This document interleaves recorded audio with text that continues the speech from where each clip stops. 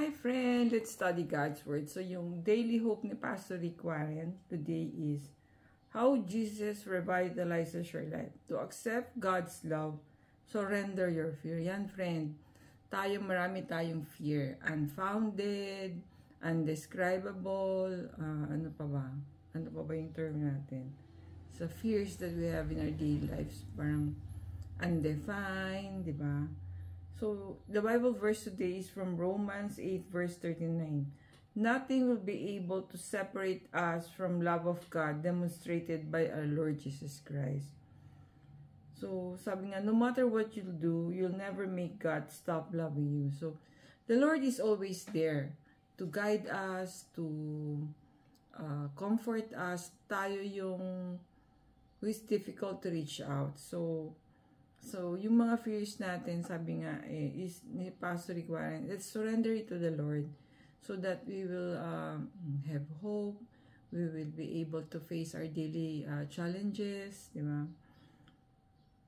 You might try but going to fail because His love isn't based on what you do.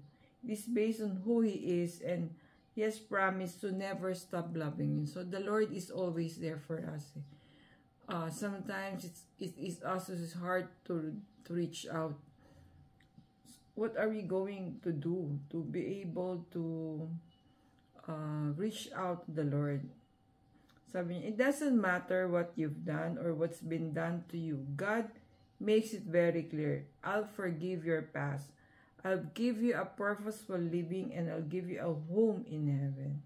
So, sino pa ba namang hindi ma-amaze with that promise? Past, present, and future, nobody can offer you hope for all three except Jesus Christ. So, the Lord is so powerful, so loving, so forgiving. So, saan pa ba tayo magta-turn except to Him, di ba? It's fear that tells us do not let go of control. It's fear that convinces us will be let down if we trust anyone. It's fear that keeps us from putting our faith in something we can't see. So, yun talaga. Yung fear is, sabi ni 1 John 4 verse 18,